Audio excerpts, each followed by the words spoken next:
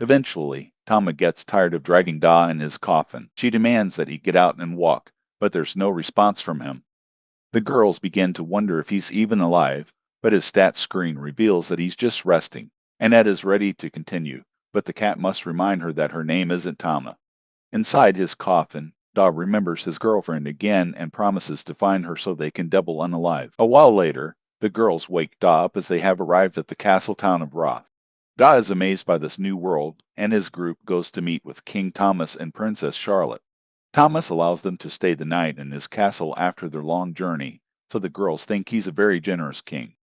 Thomas, however, only has one condition. He loves hearing stories from travelers, so he would like for Da to share one pleasant memory from his travels. Da offers to tell him what it feels like to sleep in a coffin, but this just sounds like a threat to the king.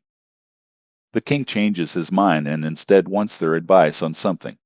Thomas brings in a valiant warrior named Gomez and a minstrel named Otto. He explains that due to the influence of the Dark Lord, monster activity has increased recently. The king is growing too old to deal with this, so he has decided that one of these two guys will become Princess Charlotte's husband and the next king. Charlotte is having a hard time choosing, so the king asks the travelers for advice. The king is shocked, though, and Da has no clue what to say. This is a life-changing decision for Charlotte, so Da doesn't think they should be asking for advice from travelers that just arrived. Da boldly declares that Thomas is a horrible tyrant and he is unfit to be a king. The king is stunned as Da leaves, and Da thinks about how he actually had no right to say that stuff since he himself is unfit to live in this world. The girls apologize to the king profusely and they explain that Da is another worlder. The king understands, and Charlotte stares at Da. That night, Annette notices that Da isn't sleeping, but he explains that he never sleeps well. Annette finally musters up the courage to ask about his girlfriend, Satchin, but she becomes furious when she finds Thomas sleeping in his bed. Tom explains that she was just cold, and they start arguing, so Da just leaves. Outside, Da finds the princess and they admire the beautiful lake. Da admires it for a different reason, though, as he wants to throw himself into it. Charlotte can't believe that his life is so troubled that he wants to end it, but Da can tell that her life seems to be more troubled than his. Charlotte can't deny it because she's having a really difficult time choosing a husband. Gomez just arrived at the castle recently, but he has already become the most dependable soldier they have. Her father has a lot of faith in his strength, so Charlotte thinks she should choose him because of that. Otto, on the other hand, is her childhood friend. Whenever she felt down, Otto wrote songs and sang them to her. Charlotte wonders what she should do, so Da points out that she is truly a kind person, and like him. Da's life has been a continuous series of troubles, and he has attempted to unalive himself numerous times. Charlotte obviously cares about her father a lot, but Da has done nothing but inconvenience his family greatly. Even through all that, though, Da has never once asked anyone else to choose how he should live his life for him.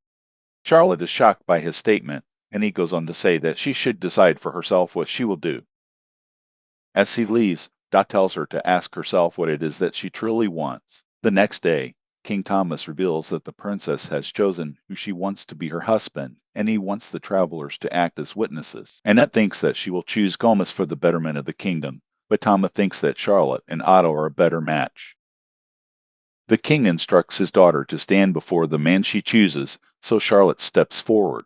Charlotte has given a lot of thought to her decision, and she shocks everyone when she decides to go completely off path, and she announces that she will commit double unalive with Da. Everyone's jaws drop, and Annette even passes out from shock. Charlotte explains that she did a lot of thinking after she spoke with Da. She realized that while Otto did sing for her every time she was sad, he also would come when she didn't feel sad. He was even making a ruckus last night. Charlotte has concluded that Otto simply wants to perform his newest songs to someone. Her reason for not wanting to marry Gomez is a lot simpler, though, and it's because he smells. King Thomas calls her a fool and begs her to choose one of the other guys, but Charlotte finally stands up for herself and tells the king that he is the fool for trying to make her marry someone she doesn't want to. It turns out that she never wanted to get married in the first place, but nobody took her feelings into consideration. The only one who actually cared about her opinion was Da, and Da now understands why she wants to commit double unalive with him.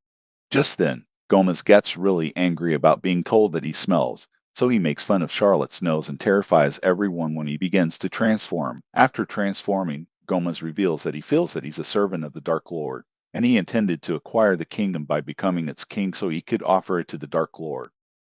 He never thought that the princess would be able to see through his disguise, but the princess actually didn't figure it out. Gomez just really smells bad.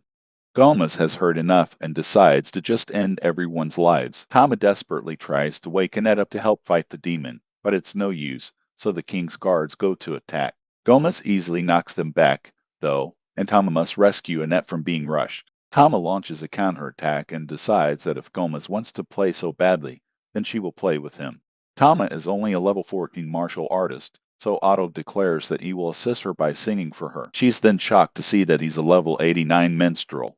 His music gives her a buff, but Tom is disappointed to see that it doesn't do anything. Tama looks to Da for help, but he's entranced by Otto's newest song.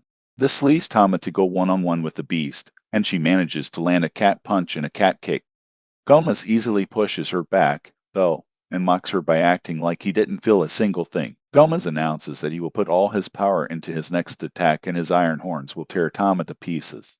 Tama's terrified of his sharp horns, but Dot interrupts and politely asks if the demon could end his and Charlotte's lives first. Gomez is in disbelief, so Dot explains that they both want to be eliminated, and it would be an honor if Gomez did it with his magnificent horn. Charlotte has been freed from the grasp of her father, so he wants the giant cow to grant them this wish. Everyone begs Dot to rethink his decision, but the thing Dot calls a giant cow is already on board. Gomez says that he will eliminate them first, then the king, and after that he will burn the city to the ground, ending the lives of every citizen in the kingdom. Dot couldn't care less since they won't be alive for all that, but Charlotte seems upset. Dot assures her that everything will be fine, though, because their wish will be granted.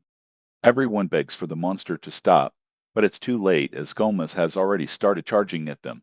Just then, Charlotte comes to the realization that she doesn't want her life to end just yet. She declares that she wants to continue living so she can protect the people of the kingdom. It turns out that Don knew she would come to her senses, and he points out that she really is a kind princess. Don had a plan all along as he pushes Charlotte to safety, and he declares that as his partner for Double Unalive, she simply will not do. Charlotte calls out to him as he's about to get obliterated, but Annette comes out of nowhere and protects Da with a barrier. She's a level 18 priestess, and she refuses to let Da lose his life while she is around. The demon's horns are shattered by Annette's barrier, so Tama follows it up with her wild cat strike attack. This attack is pretty powerful and it sends Gomez flying out of the castle. Tama begrudgingly thanks Annette for saving her, but Annette points out that Tama saved her as well. Otto declares that he will turn their beautiful friendship into a song, but everyone has had enough of this guy already. Just then, the king apologizes profusely to Charlotte. He realizes now that he should have considered her feelings, and he doesn't think he's fit to be king or fit to be her father. He begs for forgiveness, so Charlotte accepts, and they agree to be more open with each other in the future. The two have a very nice moment, but Doc can't help but think about how he failed to unalive again.